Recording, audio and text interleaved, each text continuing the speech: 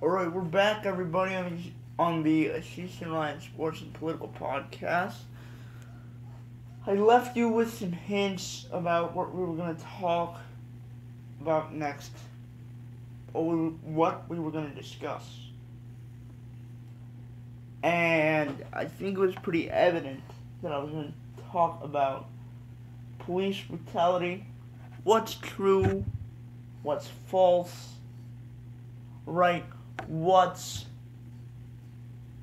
is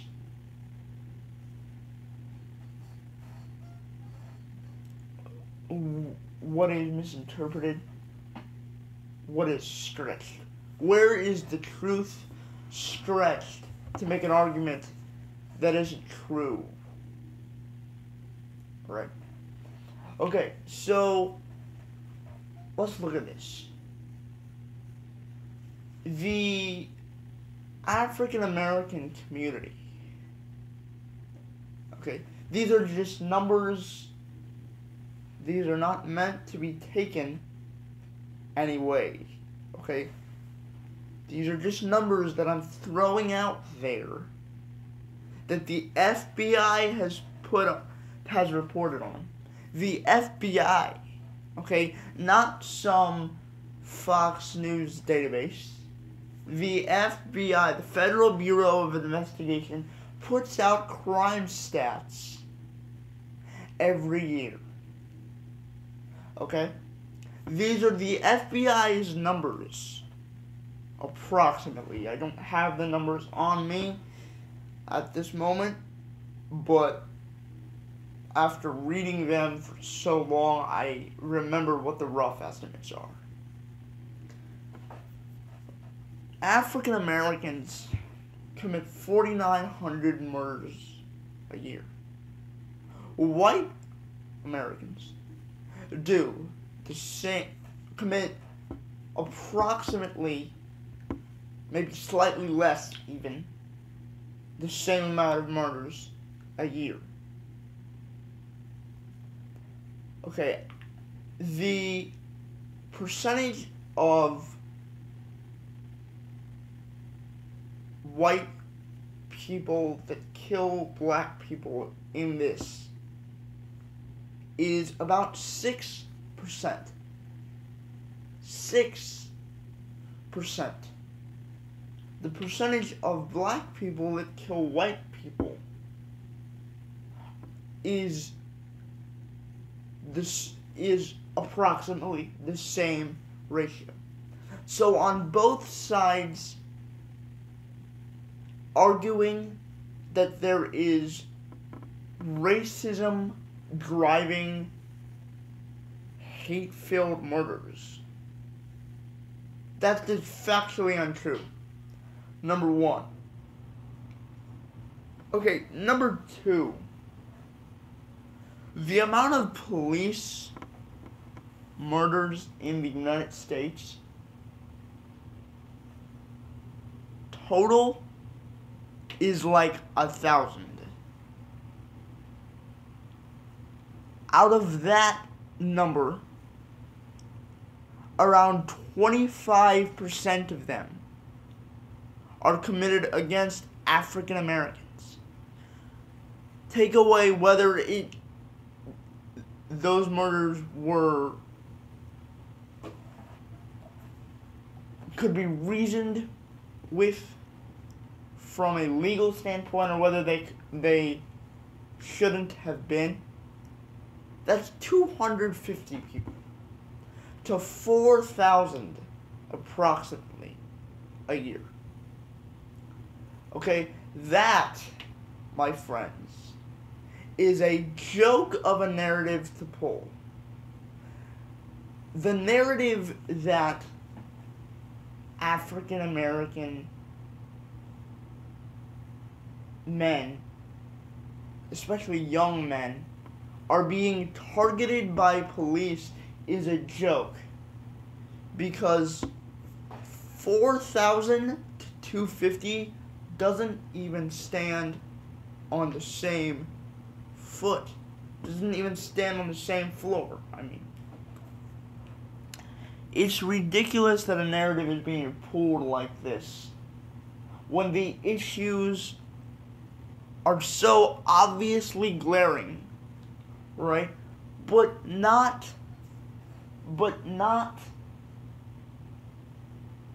addressed. People are not held accountable for pushing lies. Because that's what people want to hear. People don't want to hear that they're killing people of their own race. But what people want to hear is that they're the victims of something.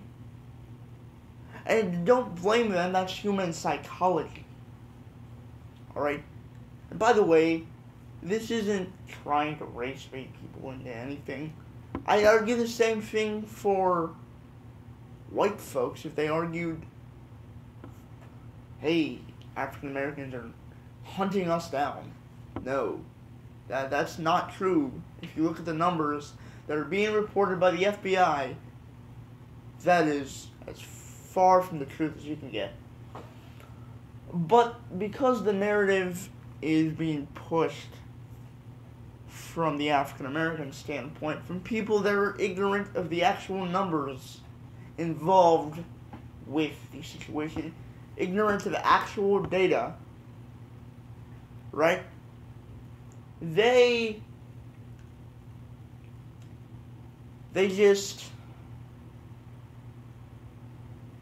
don't give you the proper analysis. And that's what I'm here to correct. That's number one. Number two, you can say, oh, that's the typical racist argument. White people against black people doing it. Putting those numbers against each other, trying to divide the race, whatever. I'm not trying to do that. I'm just throwing out numbers. I'm throwing out the numbers that everyone throws out. Check out Larry Elder, African American. Right? Throws out these same numbers. These same numbers from the FBI. If you're not willing to trust the FBI, I don't know what to say to you. Okay? But as far as we know, the FBI is trustworthy and not racist. And because of this, we can argue based on those facts. That's all I'm saying. Now the second set of numbers, by the way, the police brutality number is from the Washington Post. Not from the FBI. The liberal Washington Post. So please no one at me about that. These numbers are from the Washington Post. Not exact numbers, but approximations. Second of all, the FBI comes out with these violent crime statistics every year.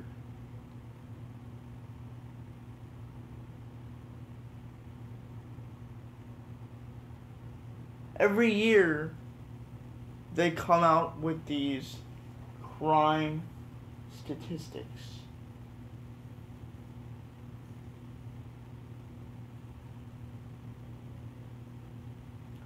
African Americans are 2.5 more times likely to get killed by a cop.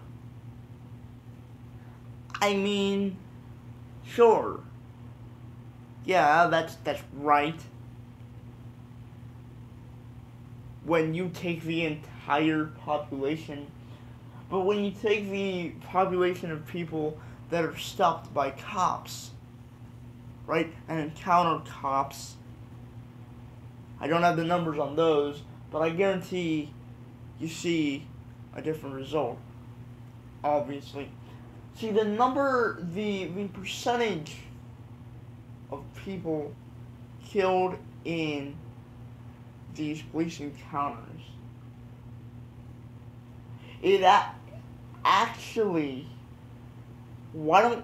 should look at data that counts the number of police encounters, and then we should find a percentage based on that number. But let's just give the Washington Post the 2.5 times number, the number that they use in their article. Okay, this number seems outlandishly discriminatory, outlandishly racist at first glance. But when you look at the violent crimes committed by race, 69% white, 31% black. Alright? The African American population makes up 13% of the U.S. They commit 31% of the crimes. That's slightly below 2.5 times what they should be committing in terms of, if you look at just average distribution. It goes the same way. Actually, it's 63 to 37%. 63 to 37, more than 2.5 times, actually.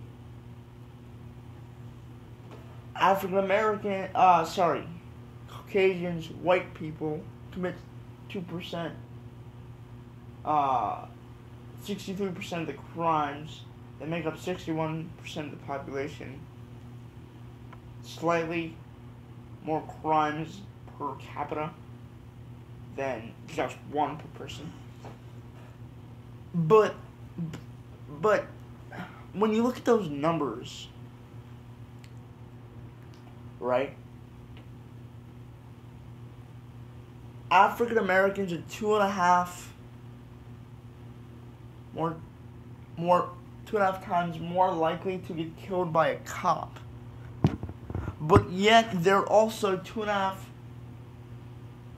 times more likely to commit a crime per population in the race than the white counterpart.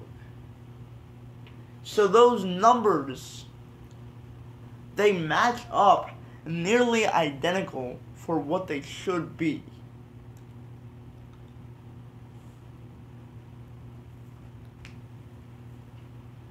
Okay? For what they should be.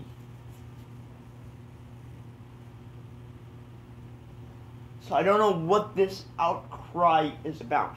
Now, people may be wrongfully killed, right?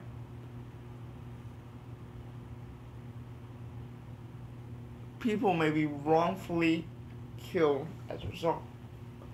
But can we argue that this is because they acted violently to try and get away? See, police officers have come out and said for years that African Americans are much more likely to act violently in the case of an arrest than the Caucasian population. And yes, there are bad apples. That's why I support body cameras. I also support a history class and a values exam prerequisite for cops. Similar to the, what's the name of the New York police department head that was the head of the Trump campaign? Not the head, but a major player in the Trump campaign. Forget his name, but he had ideas similar. I support body cameras. I support having those tests to make sure you do your best to weed out the bad apples. But we gotta stop claiming this narrative here, because it's factually untrue. Now, let's go to the judicial system in general.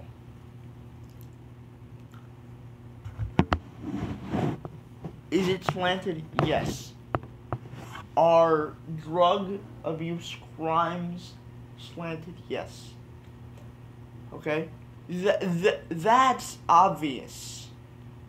That's obvious to me. It's obvious to anyone else. And this is why I support the more libertarian view, okay, that instead of investing in jails, we should invest in substance abuse centers, mental health centers, to get these people right. Now, if they're second time, third time offenders, then you go, okay, you haven't learned your lesson, we've invested into this for you, now you gotta serve punishment. And Tim Scott, senator from South Carolina, brought up, had a compromising crime bill that suggested higher penalties for violent crimes, lower penalties for drug-related offenses. And I will agree with I will agree with Tim Scott on that. Rand Paul has this same view about drug offenses in jails. So,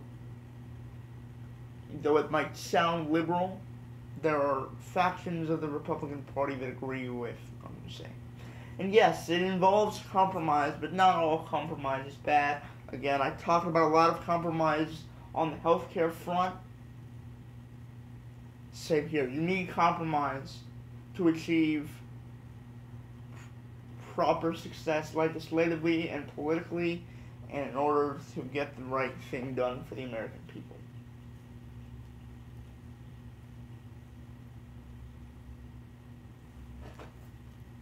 Very good discussion on that front about how to discern numbers, coming to compromise, importance of education. Very good discussion. Very thoughtful. I'm not giving myself props here. I do a lot of research on this, so I shouldn't give myself props. It's my job to be eloquent about this stuff, tell you what's true and what's not, what should be taken and what shouldn't be. But I would love some feedback on this discussion, by the way, and all other discussions that we have touched on in the course of the week. Hopefully this helps your views. Hopefully this gives you an incentive to try and meet your council reps, state reps, national reps, and push towards some change in the way the system has been going. By the way, African Americans have benefited greatly from charter schools and school choice. Read up on the NAACP's view on charter schools. One of the most liberal organizations out there, but they agree with conservatives on this. Anyway, next segment, we will be talking NFL playoffs a little bit, updating you on some scores, some statistics, and some gay rights, LGBTQ talk, and the ridiculousness out of Canada is shockingly insane. That is all up next on the Ashish Narayan Sports and Political Podcast. special Saturday edition in order to make up for what we didn't get to on Friday. We'll see you guys later. Thank you.